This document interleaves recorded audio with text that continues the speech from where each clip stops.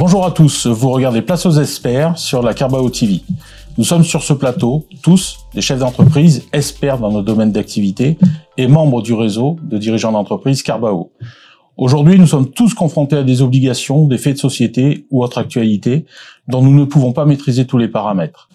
L'idée de cette émission est simple.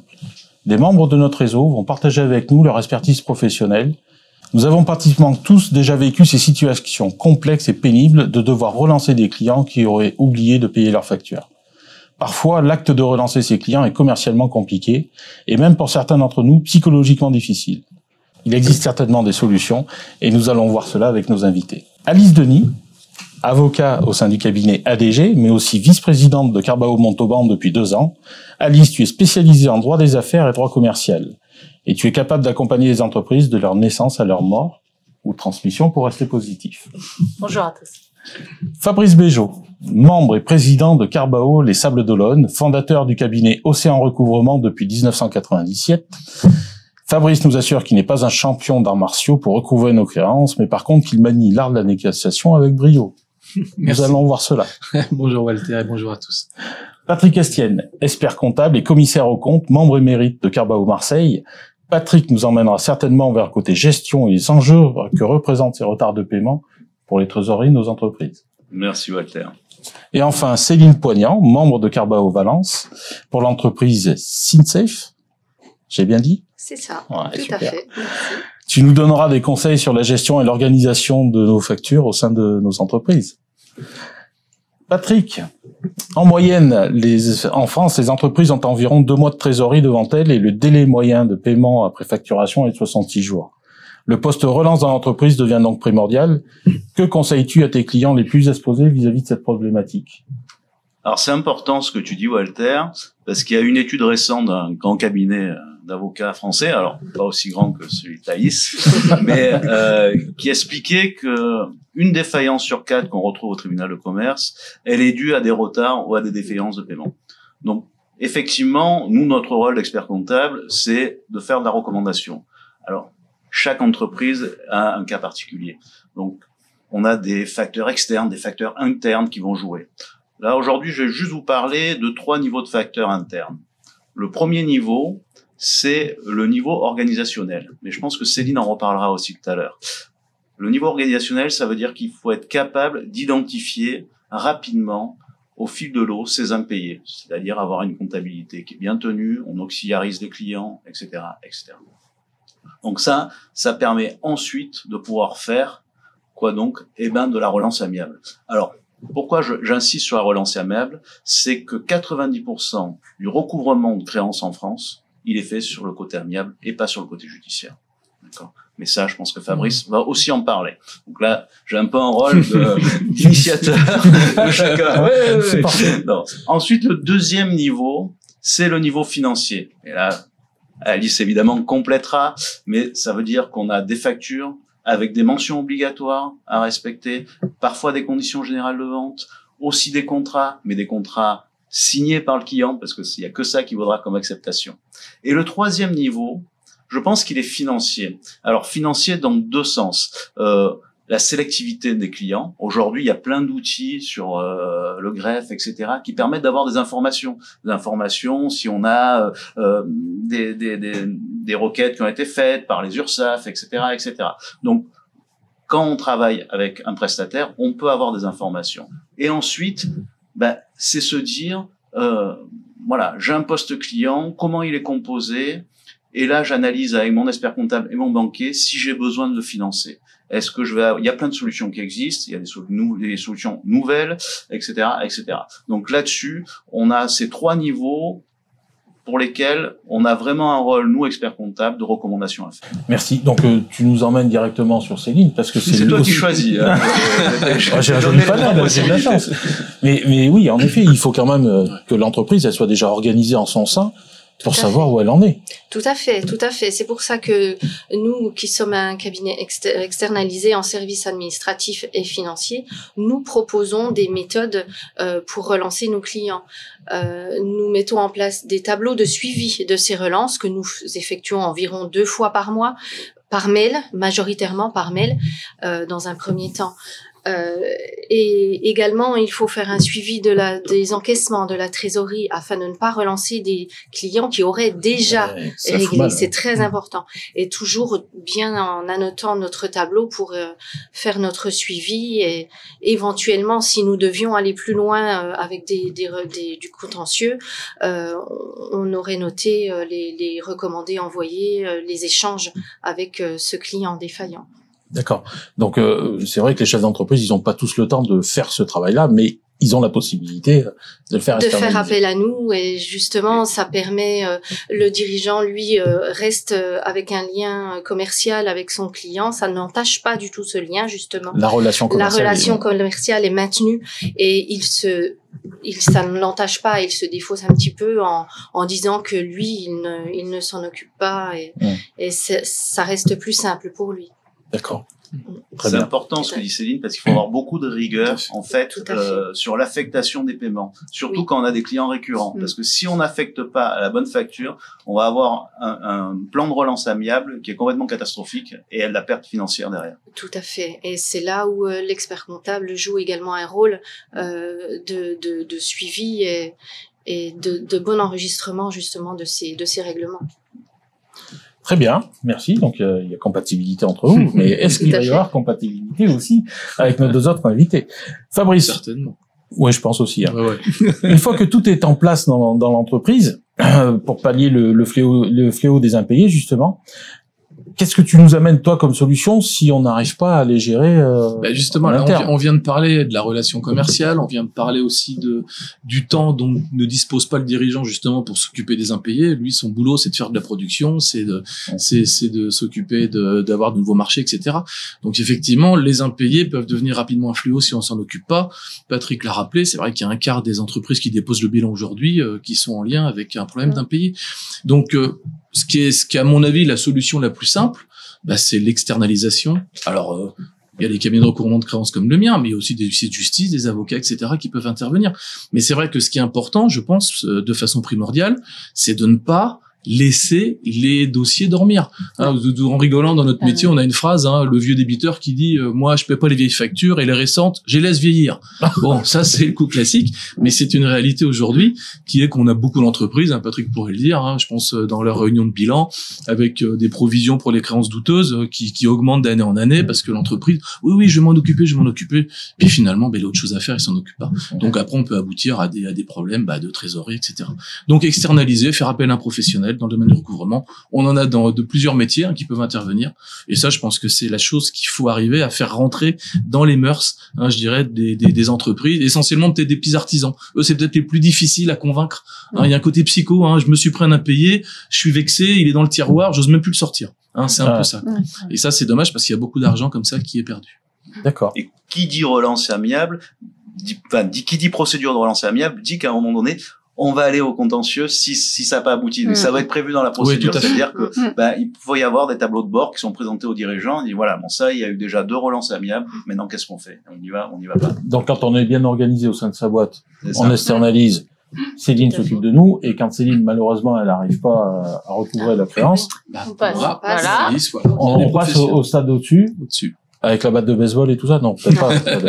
Non, pas encore. Alice, il y a des délais il y a des délais de règlement. Oui, tout à fait. Il y a des conditions générales de vente. Oui, c'est encadré par donc la loi, les dispositions du code de commerce qui sont d'ordre public, c'est-à-dire qui sont impératives. On peut déroger que dans les conditions qui sont spécifiées par le code de commerce. Si rien n'est prévu, si rien n'est stipulé, on est à 30 jours à compter de la livraison de la marchandise ou de la prestation de service. Ça, c'est le principe à défaut de mention. Par contre, on peut déroger à ces dispositions parce qu'en termes de délai de paiement, on dit c'est le délai maximum qui est octroyé au débiteur. On peut aller jusqu'à 60 jours à compter de l'émission de la facture. D'accord. On peut également allonger encore plus les délais de paiement en passant à 45 jours fin de mois, à condition, d'une part, que ce soit spécifié dans le contrat et que ce ne soit pas discriminatoire vis-à-vis du créancier. Alors 45 jours fin de mois, il y a plusieurs façons de comptabiliser, c'est-à-dire soit on prend la date de la facture, on ajoute, on va jusqu'à la fin du mois et on ajoute 45 jours, ou alors on prend la date de la facture, on ajoute 45 jours et après la date qui nous est donnée, on va jusqu'à la fin du mois. Donc grosso modo, voilà, c'est des délais qui sont assez larges. En matière de facture périodique, une facture périodique, c'est une facture que vous faites, par exemple, à la fin du mois pour des prestations qui ont été faites pendant tout le mois précédent. Là, on est à 45 jours à compter de la date de la facture. Ensuite, il y a également des délais spécifiques dans des domaines d'activité particuliers. Il y a des accords qui ont été conclus. Je ne vais pas rentrer dans les détails parce que voilà, c'est très spécifique, mais il y a aussi, en fonction des domaines d'activité, des délais particuliers. Il y a également des délais pour des professionnels qui vont acheter de la marchandise pour les envoyer à l'export directement sans transformation. C'est juste de l'export hors UE. Et dans ces cas-là, on est à 90 jours fin de mois. Voilà grosso modo les dispositions légales qui existent et auxquelles voilà on peut déroger sous certaines conditions. Si on a du mal à les récupérer ou voilà, des fois il y a un lag qui est plus ou moins long. Il y a des solutions tampons pour la trésorerie qui sont disponibles. Je vais pas éluder ta question. Alors effectivement, quand ça commence comme ça. Il y a une boîte à outils complète de solutions et ça, j'en parlais un tout petit peu au début. Il faut que ça se fasse en intelligence, c'est-à-dire voilà, c'est pas, il faut pas confondre les objectifs et les moyens. D'accord, les moyens il y en a plein. Donc quel est l'objectif? Quelle est ma typologie de clientèle? Et c'est là où, pour une fois, on aurait pu en inviter un aujourd'hui, ça aurait été peut-être intéressant, où les banquiers ont un vrai rôle. Et pour moi, la vraie valeur ajoutée qu'ils ont pour les PME, c'est le financement du poste client. Bon, après, je passe les très grandes entreprises, hein. Mais entre l'expert comptable, le banquier et le client, il faut adapter la solution. Et il y en a plein. Et si on se projette, franchement, si on se projette, là, on va vers la facture électronique. Alors, je dois me regarder en plissant les yeux, la facture électronique, bah oui, je prends un Word et je l'imprime en PDF. Non, c'est pas ça, la facture électronique. La facture électronique, ça va être renseigner des données sur les factures. Et ça va être obligatoire, hein. Renseigner des données sur les factures sur une plateforme. Soit une plateforme d'État, soit une plateforme privée. Ça remplira même les déclarations de TVA directement. Hein. Après, donc on aura moins de choses à faire, même dans sa compta. Plus de fraude. Ah oui, moi je regarde rien. C'est ça. Il y aura plus de contrôle. Mais donc, et je pense qu'à travers cet outil de la facture numérique, on va aussi pouvoir faire du financement beaucoup plus intelligent, etc. Et qu'on voit déjà arriver avec la facturage inversé. C'est-à-dire, c'est plus moi qui ai une facture qui suis à l'origine de la demande de financement, c'est mon client. C'est ça la facturage inversé. Alors c'est très peu utilisé pour l'instant, mais on pourra faire une émission sur les différents outils. Alors je rentre un peu plus dans les détails parce que non, mais c'est l'inverse. En fait, c'est toujours de la facturage, mais c'est la contrepartie qui propose de garantir la bonne date de paiement. Et il y a toujours un facteur, et donc on finance le poste client comme ça. Voilà. D'accord. Ah, donc ça, si moi j'ai pas éludé, hein. Mais non, t'as pas éludé. Mais du coup, ça nous engage d'aller voir notre conseil. Ouais.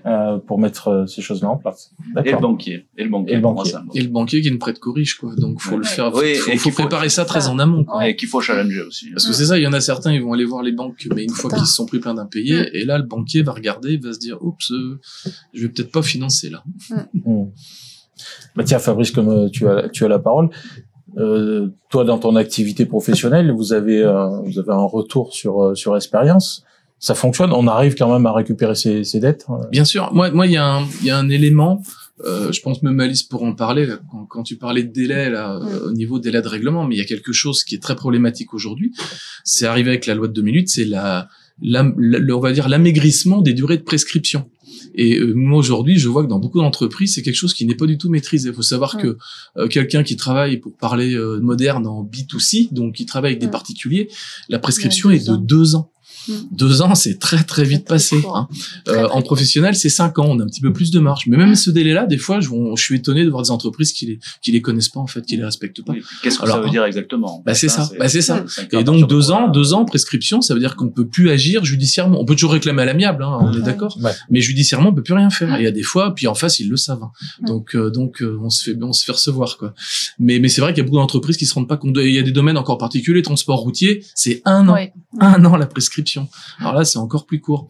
Donc ça, il y a un manque d'information, je pense, chez beaucoup de professionnels sur cette question. Après, en termes de résultats, oui, on a des résultats, mais plus on agit tôt, meilleurs sont les résultats. C'est ça. Plus, en fait, c'est la réactivité par rapport aux défauts de paiement. Il faut vraiment agir très rapidement parce que il faut pas attendre l'expiration des délais de prescription. Donc moi ce que je comprends c'est mieux l'entreprise est organisée en son sein, donc d'où la numérisation, ce que tu parlais là aussi. Je pense que ça complète aussi ces outils-là, ça complète notre prestation là-dessus. Mieux on suit ces encaissements et ces relances, moins on a de soucis. Les entreprises récupèrent plus facilement, plus aisément le montant des factures, les dettes, oui, tout à fait. Et qu'est-ce qu'on a alors, les moyens de pression sur les payeurs? Alors, il y a 2 choses. Il y a déjà les sanctions administratives, c'est-à-dire que il y a la DGCCRF qui vérifie le respect de ces délais de paiement et qui potentiellement peut donc sanctionner les entreprises par des amendes.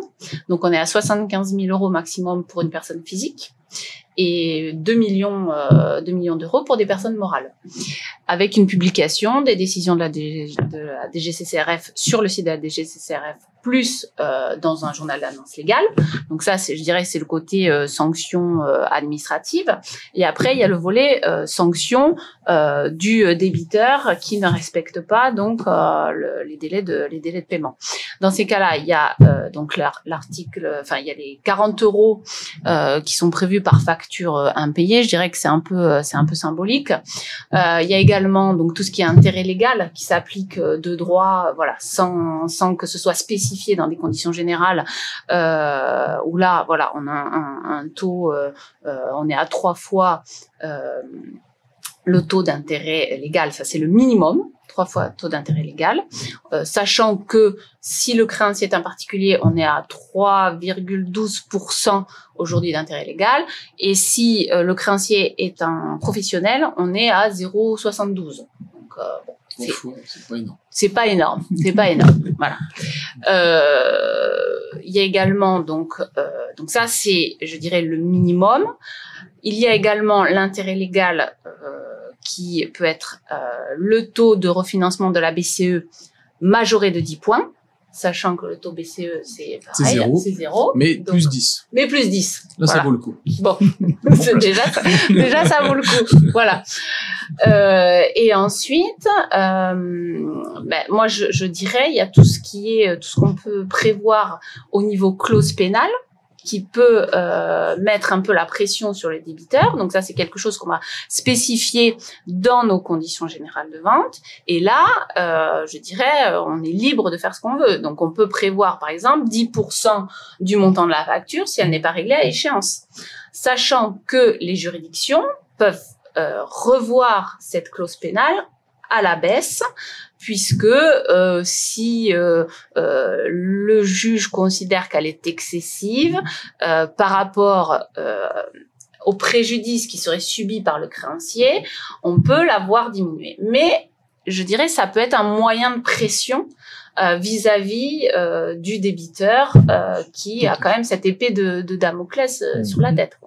Voilà. Tu vois, on rejoint ce qu'on disait au début sur le facteur juridique de l'organisation. Conditions générales de vente, mention obligatoire sur les factures, parce que la plupart des choses qu'elle dit, c'est des mentions obligatoires. Et ensuite, la partie contrat éventuellement. Ouais, parce que si les conditions générales de vente sont mal faites, toi, tu peux moi, chez nous, on a des dossiers, des fois, c'est une catastrophe, parce que faire de couvrement de créances, bon, très bien, mais faut que le dossier soit bien ficelé quand même, quoi.